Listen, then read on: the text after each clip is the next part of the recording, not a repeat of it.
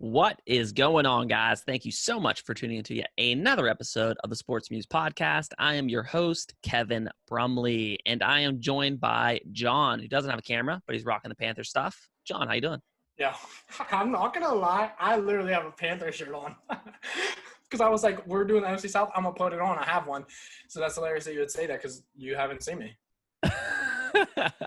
No, guys, Carolina Panthers. I know some people are down on you this year, but I still want to hear your season predictions. So make sure you drop it in the comments. I love to kind of talk to people and just kind of get their feel of why they feel teams are going to be good or bad or in between. You can check out the rest of our NFL predictions and breakdowns. We've done the entire AFC.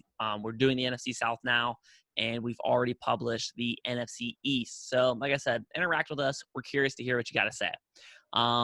So Carolina Panthers, when we talk about additions and re-signings, we have Robbie Anderson, Eli Apple, Trey Boston, Teddy Bridgewater, Pharaoh Cooper, John Miller, Seth Roberts, PJ Walker, Stephen Weatherly, and Tyre Whitehead. How you feeling about those additions? Yeah, it's so many. I really like the Robbie Anderson addition. I definitely think he'd come in and contribute and just adds even more to that offense. It definitely doesn't like improve them enough to be contenders or anything like that. But I like some of the moves they made. Yeah, I really like the Trey Boston one. Sorry, I interrupted you. No, you're good. And I feel like as far as just additions, of course, they don't have anybody that's going to change the franchise around.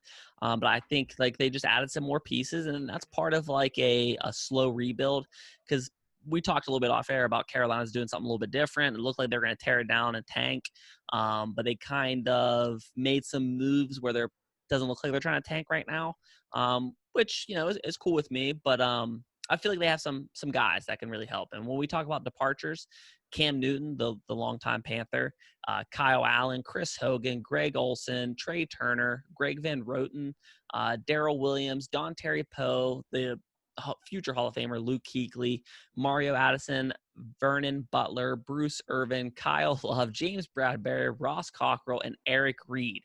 That's a long list. As far as the departures, they lost some dudes. There's no doubt about it. When you look at it, Cam Newton, the franchise quarterback, Greg Olsen, the guy who's been there forever, Luke Kuechly, probably the best middle linebacker in football, even up until last year. Vernon Butler, they got in the first round, I believe, a handful of years ago. Bradbury, we talked about in where'd he end up going? New York, Giants, right? Yeah. Yeah. And we talked about how efficient he was last year. Eric Reed, those kinds of things. So, they did lose a lot. I'm not going to lie about it. How do you feel about their departures? Yeah, I think it's especially with Bradbury because if I'd have just come in on this and not even had looked at it, I would have been like, oh, I don't even really know who that is. And then, but like you said, once we had looked in and talked about it, we both were like, oh wow, he was really efficient last year. And then Eric Reed's always been a personal favorite of mine, and so it's tough to see him go. I don't know. I've always liked him a lot. So yeah, I think they lost a lot, but I don't know. I guess we'll see. I'm sure they had a reason for getting rid of these guys. Because some of them, like Kuechly retiring, like that's nothing that they could have controlled or anything like that. He just had all those head injuries. Like that's terrible. Like he had to deal with that. He was such a great player. But yeah, they did lose a lot, but I don't know. I feel like it's different with them like trying to rebuild. Yeah. And no, a lot of those guys, even if they kept them, they're not going to be on the team in, 4 years or so. So it makes sense. They're just trying to get young guys some reps and figure out what they got. And when we talk about their draft this past year, I think I might like their draft the most in the NFL. I really like their draft. Derek Brown, Gross Matos, Jeremy Chin, Troy Pride Jr., Kenny Robinson. I love Jeremy Chin. He was one of my personal faves coming into the draft. Derek Brown seems like he has the potential to be one of those game wreckers from inside. Gross Matos, again, he's raw, but just could be a terror off the end. So, that right there, those three guys on defense could easily be, Pro Bowl, All-Pro caliber players, if obviously everything works. And I thought, Kenny Robinson is a guy I really liked, and getting him late in the draft, I loved it, man. I'm a big fan of what the Panthers did in this year's draft. How about you? Yeah, I really like the Jeremy Chin pick, especially. With losing Eric Reed, you have to get someone that's going to be able to kind of take his place. I don't think they have anyone on their roster right now that could take his place, so they had to get someone, a young guy that would be able to step up and do it. Hopefully he can do it. But yeah, Derek, you're right with Derek Brown. He's just one of those defensive linemen that seems like it doesn't matter who you put in front of him, he's gonna get by him. Yeah, I definitely think they got their defense is really what they focus on, and I think that's the right move when you're trying to rebuild. Yeah, and I'm completely with it. When I look at their roster and I was kind of breaking it down as a whole, I think it's quietly a pretty solid roster. And I think a lot of people are just overlooking them in general, because I get it, man. You're in the division with the Saints. You're in the division with Tom Brady just came to town. The Falcons, who have a super high-powered offense. I get it. They're being overlooked. I don't think they're going to. I saw some people predicting 1 win, 2 wins. I'm not on that train personally. As far as an offense, they'll go as far as Teddy Bridgewater takes them. I'm kind of curious, man. Teddy's a great story. He did fantastic in New Orleans. He's not in New Orleans anymore. So it's going to be interesting what he can do out there on his own.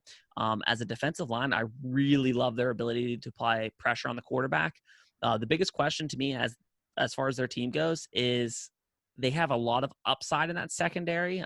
We talked about some of the young guys, and I think they'll get better over the duration of the year, but I think they're going to struggle a lot at the beginning of the year. What's your thoughts on their roster? Yeah, I think like the biggest thing is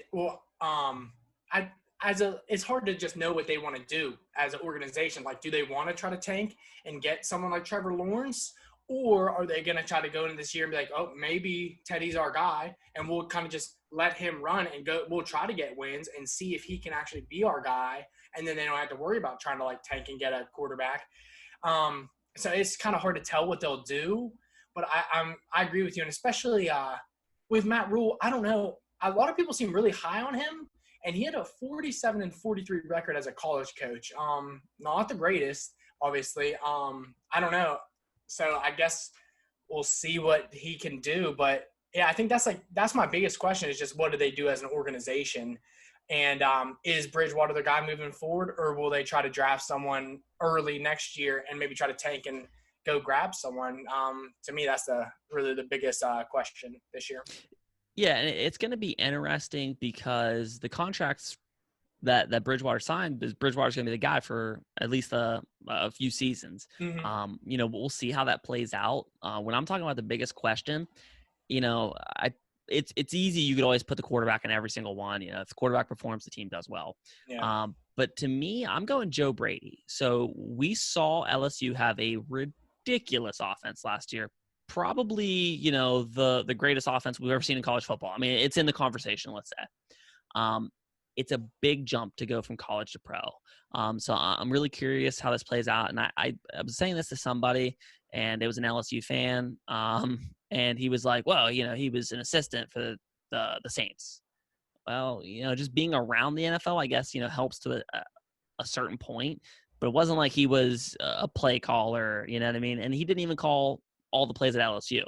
So I'm just kind of curious, will the kind of Joe Brady show come to Carolina? And that's something we have to see. So I'm just pretty curious to see that. How do you feel like the Panthers stack up in the South?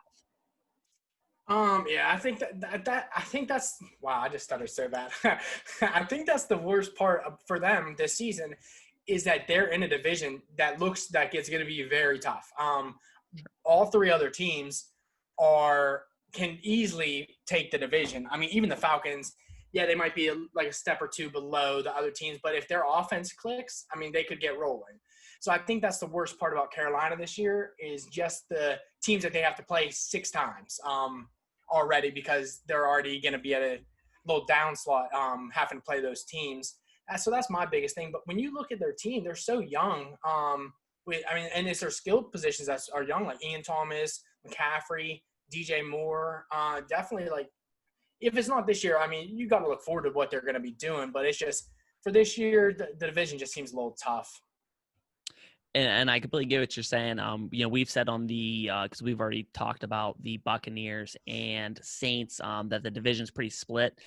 I'm curious because we haven't talked about the Falcons yet. I'm curious to hear what your prediction for them is because I feel like I'm lower on the Falcons than you are. But I feel like the bottom half's going to be Falcons and Panthers. But that's part of the game. It could be wrong, but we'll see.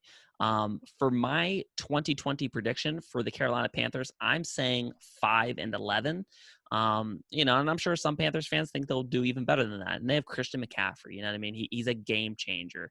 He could get 300 total yards in a game easily without batting an eye. He could have one of those Sundays. But as a total, I think once everything kind of shakes out, I'm thinking about a 5-11 season. How about you? Yeah, I actually went, and it's so tough because I did them first in this division, and I had them at 6 wins, and I was like, man, I don't know if I can have them at 6 wins. Just looking at like their schedule, so I bumped it down to 5 as well. So I had them at 5-11. But there's just some things that I could see just turning around for them. Like they were bottom 4 in turnover differential, and their quarterback play last year was just horrendous. And I see Teddy come in, and I imagine he's going to greatly improve on that, especially with Robbie Anderson coming in, giving him another target. There's just little things like that it's hard to think that they'll be just as bad as like 4 or 5 wins. But when I just look at who they have to play week in and week out, it's that's why I just had to keep them at 5. And I get that. And, to speak on that offense for a minute is their offense is good. They have a lot of pieces. They have, arguably the best running back in football. I love DJ Moore, Curtis Samuel, Robbie Anderson. They have a lot of pieces on that offense. And it's just going to be kind of curious, because Teddy Bridgewater, not the most talented guy in the world, but he's also he's a solid quarterback. And with that talent, I think that should really boost up Teddy Bridgewater, and we'll kind of see, man. I could see them at the high end battling for an 8-8 record, 7-9. But I also wouldn't be surprised they go up 3-13. But I think they do have a lot of talent. And my parting shot that I'm going to end with is I think the Panthers make the playoffs next year.